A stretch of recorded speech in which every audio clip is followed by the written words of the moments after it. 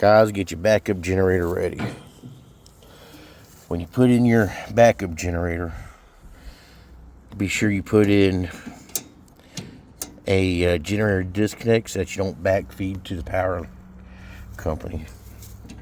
So basically you'll turn off your main breaker, slide your disconnect up, turn your power on for your power to the house, and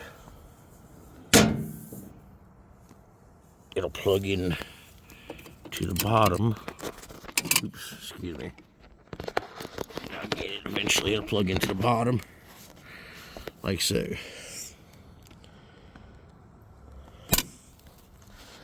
So, folks, get your backup generator ready. We have winter storms coming up.